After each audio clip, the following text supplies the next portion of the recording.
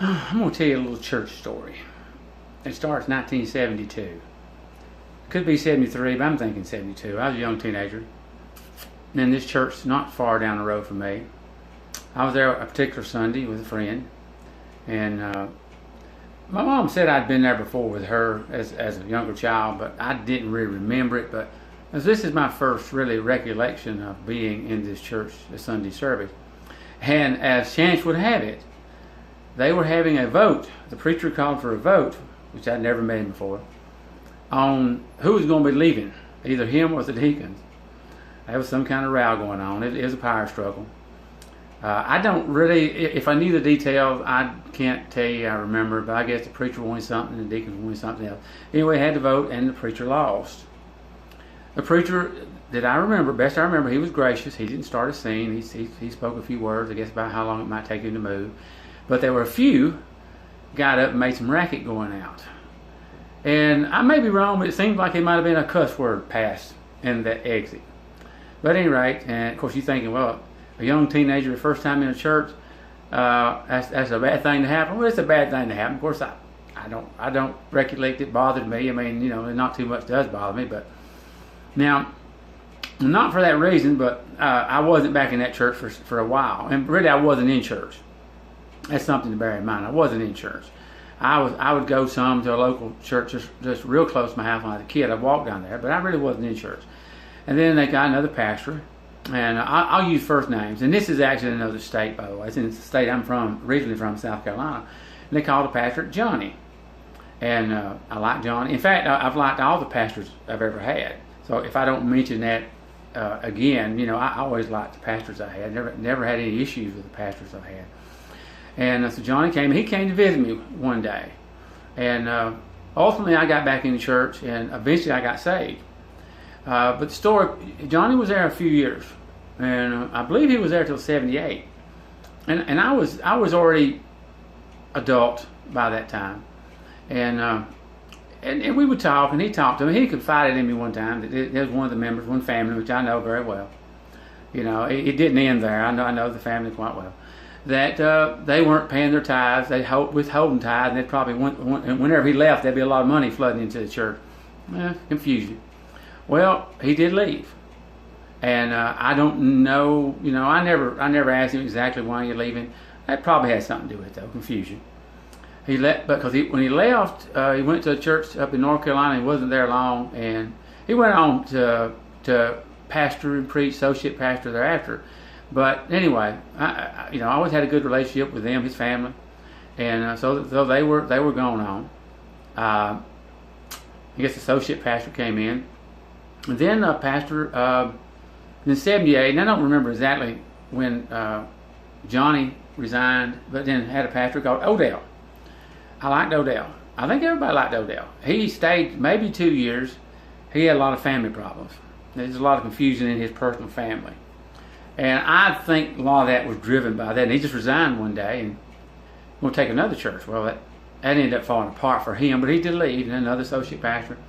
And then a preacher named Gary, 1980. We went, I helped move him from the church he was at. And I know that, he wanted to leave that church because there was confusion there. He was 31 at the time, I believe. And I don't remember if he had another church previous to that or not. I just don't remember it. But at any rate, and he's still there this day. The 70s was a rough time for this little church. A lot of confusion.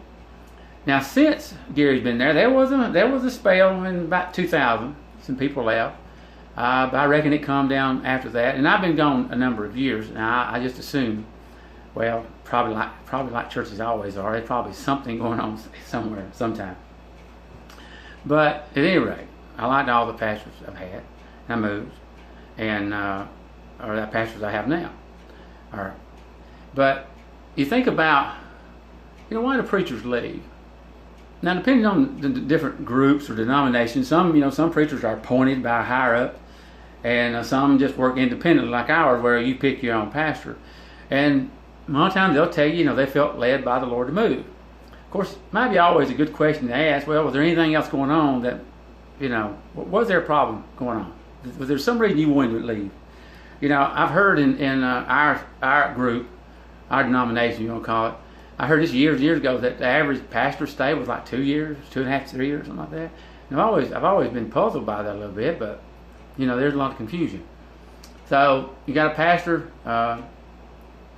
who had some that stayed a few years, and then one that's been there now since 1980. You know, but you have to wonder if preachers are changing churches often, if they've gone through several churches, you know, if they've got several churches behind them, you got to ask the question, you know, is it been confusing in every church? Confusion? I mean, did you leave because? And you'd have to ask, well, did you think it was a better opportunity? Did you go to a bigger church, more people, more money? Did that have anything to do with it? I mean, if a preacher left a bigger church and went to a smaller church, that would sort of lend more credibility. If they go to a smaller church, the bigger churches, you wonder, you know, you just have to wonder about it. Again, you know, what's your motivation? I'm sure you're probably going to say you feel like you're led to move by the Lord, and there's no way anybody could question that. I mean, I can't address what the Lord has said to you. All I can address is. Was there any other thing going on? I mean, is there more money at the new church? Is there confusion at the old church? You know, is there something that you could tell us that, you know, we would understand better?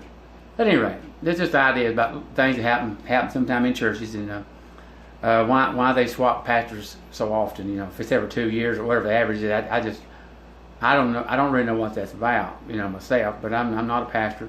I do know people. I know churches. I know the confusion. I know I never have really understood that. I never have felt that I needed to control anything in the church. You know, I'm a deacon ordained. I haven't been on board in a long time, but you know, I just don't know. You know, it's things you have to take care of. I've never felt impressed that I have to have something my way.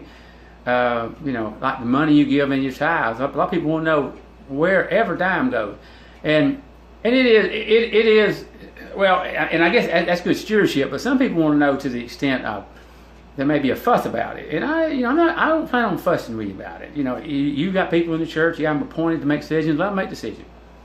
You know, just all this fuss and fighting over money. But anyway, I thought I'd tell you a little story about that little church in South Carolina, which, as far as I know, is doing okay. They were the 70s was a bad decade for them, but I think they got straightened out. They're going on and finally got a preacher who stayed a long time, which that lends a lot of credibility. In fact, this preacher I'm telling you about went stayed. I've been there. Is there now? He told one time that he had been offered bigger churches, but he didn't feel led to leave. More money. Just something to think about. Let's pray. Let's pray for our pastors and our church members, and hopefully everybody will seek to know what's right and seek to honor the Lord and not act crazy like so often we do.